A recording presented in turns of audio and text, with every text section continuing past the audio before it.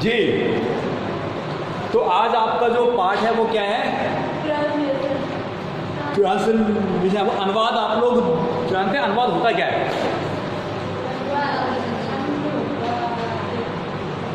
अनुवाद को कहते हैं ट्रांसलेशन, अनुवाद। हाँ।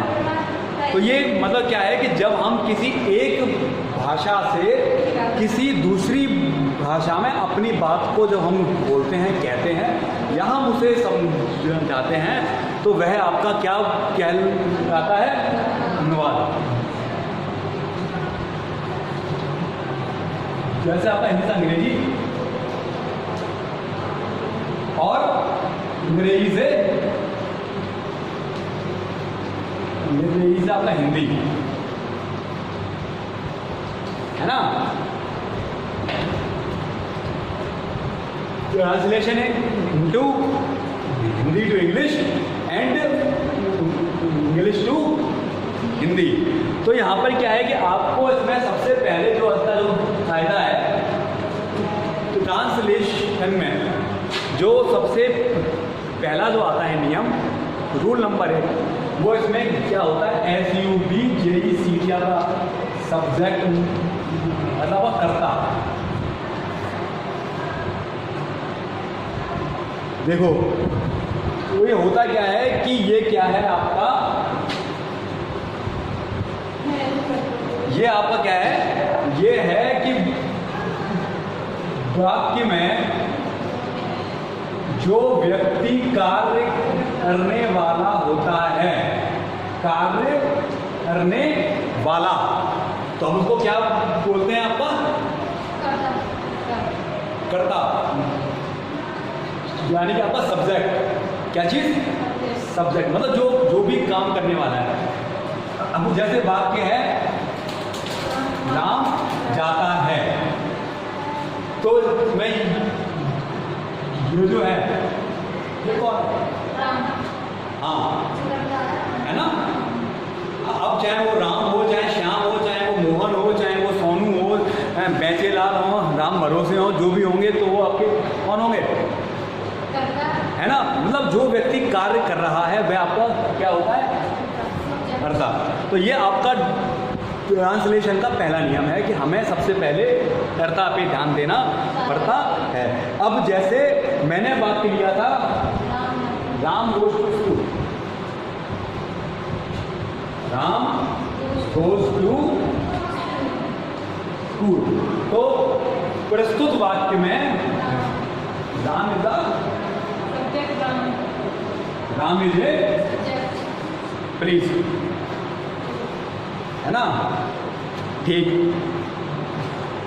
दूसरा नियम क्या है? वर्ब। ये आपको क्रिया, है ना? कौन से हाल में हम कैसे कार्य कर रहे हैं, या हम इसको यूं भी कह सकते हैं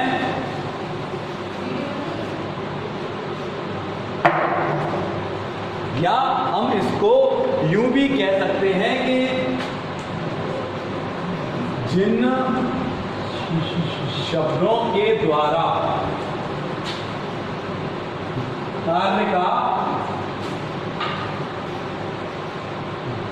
कार्य का होना पाया जाता है,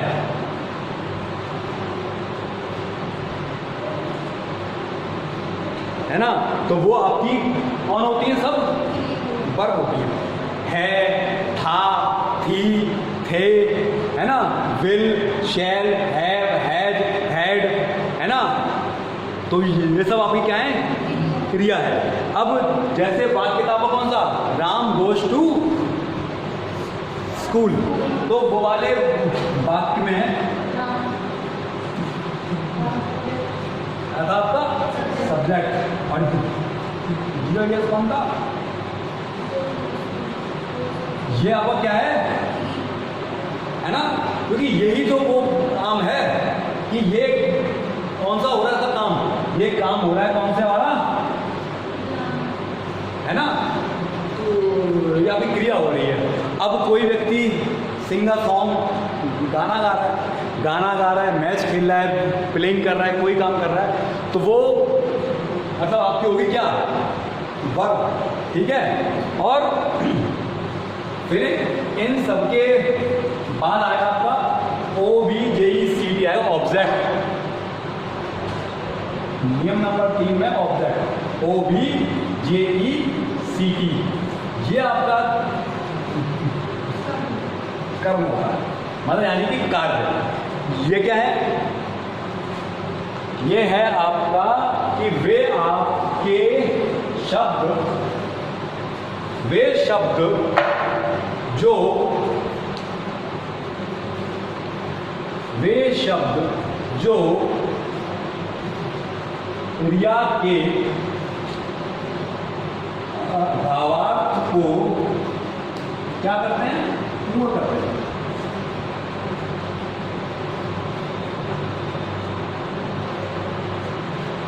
है ना, कि कौन सी हमारी सहायक क्रिया है, वह कौन सा कार्य कर रही है, और कार्य के साथ में वह कार्य संपूर्ण कैसे होगा।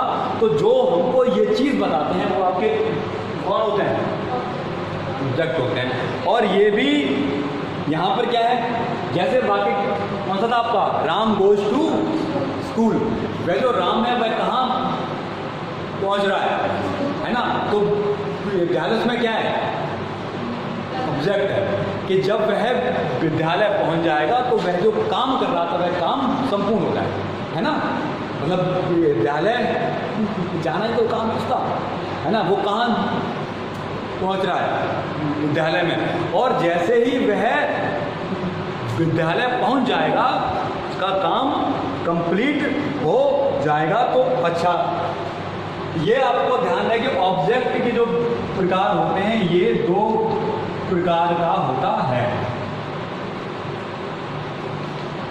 कितने का होता है, 2 प्रकार का। पहला आपका होता है DIRE, डायरेक्ट ऑब्जेक्ट, ठीक है। मतलब ये क्या है, प्रत्यक्ष कर्म।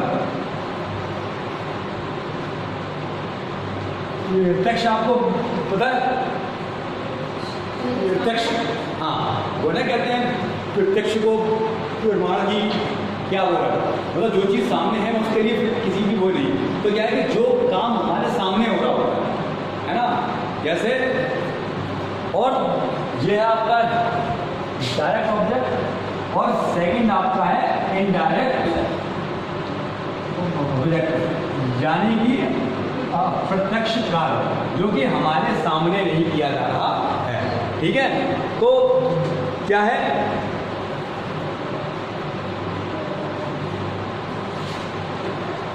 देखो ये क्या है, ये क्या है ना।